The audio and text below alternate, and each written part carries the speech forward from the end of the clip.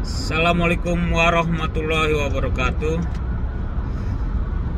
Baru teringat ada teman inbox, dan kemarin juga sore ada juga curhat ke rumah, cerita tentang harta gono gini, harta waris. Jadi si ibu ini dulu ada tanah dari orang tuanya sebelum nikah. Terus menikahlah sama seorang laki-laki. Perempuan ini, ibu ini pergi ke luar negeri. Setelah menikah, mereka pergi ke luar negeri. Terus ada uang hasil gaji dari luar negeri itu, pendapatan dari luar negeri, transferlah ke rumah yang menerima suaminya. Dibangunlah tanah, rumah dan sebagainya. Dibangunlah rumah di tanah itu. Pas ibu itu dulu belum punya sertifikat, tiba-tiba ada PRONAS, program nasional untuk pembuatan sertifikat. Istrinya di sana, di luar negeri. Akhirnya sepakatlah buat sertifikat atas nama suaminya. Sertifikat suaminya. Ya, istri berpikiran positif karena itu suaminya, ya boleh-boleh saja. Dia pikirkan nggak akan terjadi, dan nggak akan terjadi yang macam-macam. Sertifikat disekolahkan, ceritanya sertifikat disekolahkan oleh suaminya. Berjalannya waktu, si istri dan suami ini cerai. Si istri dan suami cerai.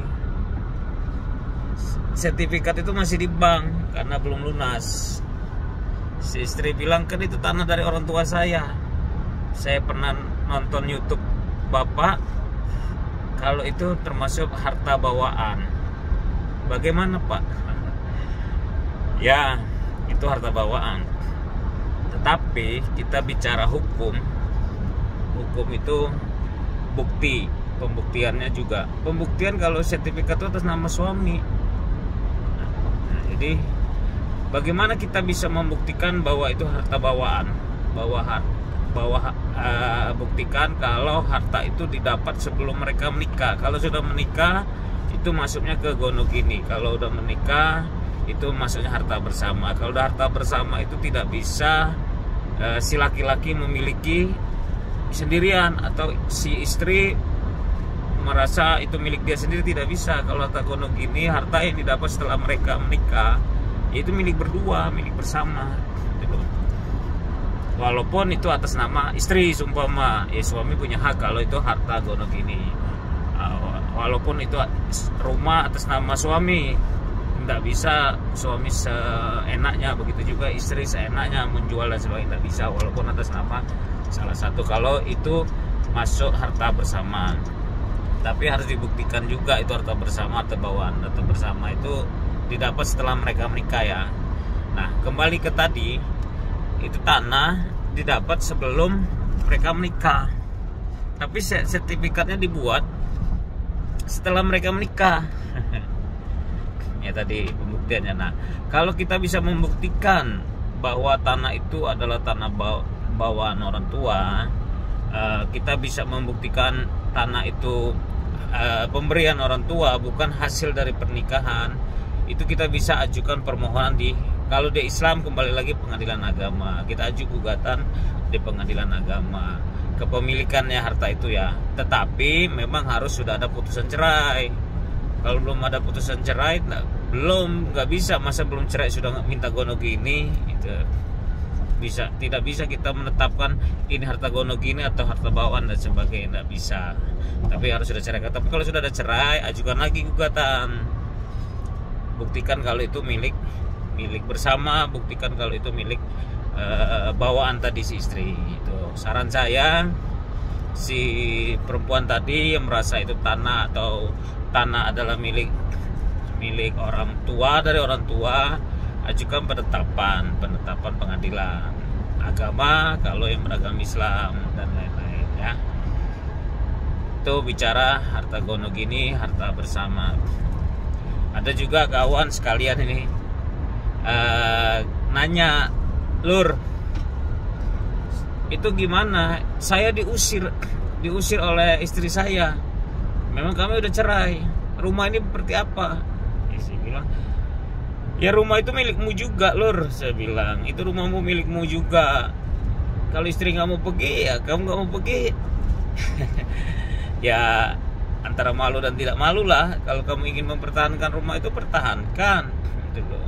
Tapi ya tidak bagus sih di dalam satu rumah ya sudah cerai.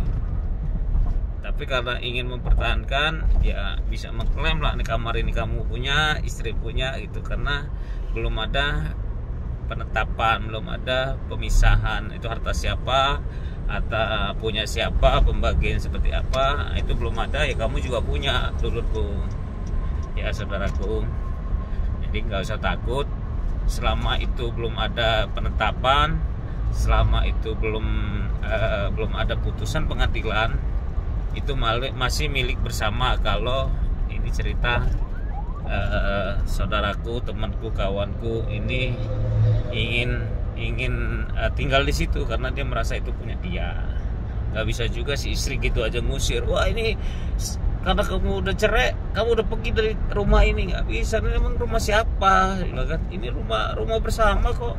Tapi kalau udah ada putusan pengadilan, ini memang punya si A atau si B, punya istri atau punya suami, nah itu harus mengalah. Karena sifatnya putusan itu harus diikutin, harus dijalanin.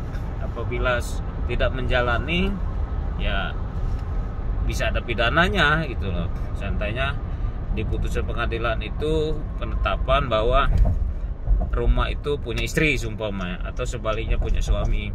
Kalau dia punya istri, ya suami tidak boleh masuk lagi gitu loh. Kalau punya mantan istri ya, karena dia udah bukan suami istri. Kalau dia punya mantan suami, istri juga harus engkang kaki gitu loh. Tapi harus ada penetapan.